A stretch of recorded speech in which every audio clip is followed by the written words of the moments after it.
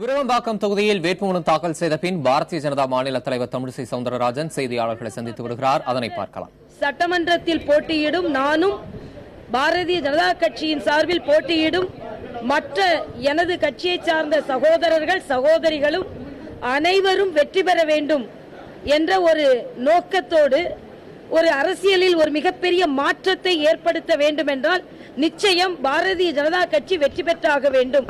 இன்று கூட உண்மையான தேர்தலை நேர்மையாக சந்திப்போம், பணம் கொடுக்க மாட்டோம், எந்த பொருளையும் கொடுக்க மாட்டோம் என்ற உறுதிமொழியை இங்கே வைத்திருக்கிறார்கள்.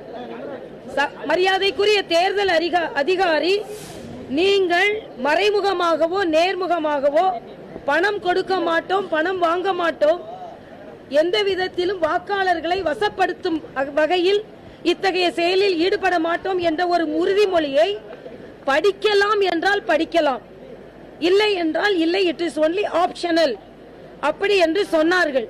ஆனால் நான் இது கட்டாயப்படுத்தப்பட வேண்டும் என்று நினைக்கிறேன்.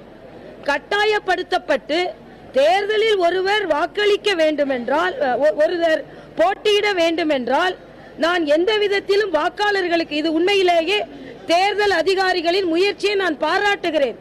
இந்த உறுதிமொழியை அவர்கள் ஏற்றுக்கொள்ள செய்வது உண்மையிலேயே ஆரோக்கியமான அரசியல்.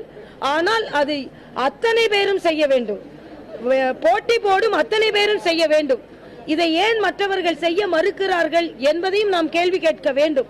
அதனால் வாக்காளர்களுக்கு பணம் கொடுக்க மாட்டேன் என்ற உறுதிமொழியை அனைவரும் ஏற்றுக்கொள்ள வேண்டும் என்று தேர்தல் விதிமுறையிலேயே கட்டாயப்படுத்தும் ஒரு விதிமுறையாக வைக்க வேண்டும் என்பது எனது கோரிக்கை. எங்களது பழக்கம் வாக்காளர்களுக்கு பணம் கொடுப்பது கிடையாது என்பதற்காக நாங்கள் இந்த உறுதிமொழியை நேர்மையாக எடுத்துக்கொண்டு நாங்கள் இந்த உறுதிமொழியை பத்திரத்தை நாங்கள் படித்து கொடுத்திருக்கிறோம். என்னை பொறுத்த மட்டில் ஜனநாயகத்தின் தலைவர்கள் எளிய வாக்காளர்கள். அதனால்தான் உள்ளே 5 பேர் தலைவர்கள் செல்லலாம் போட்டியிடும் வேட்பாளரோடு. நான் இந்த தொகுதியில் வாக்காளராக இருக்கும் ஒரு எளிய சகோதரியை என்னை முன்மொழிபவராக நான் கூட்டிச் சென்றிருக்கிறேன்.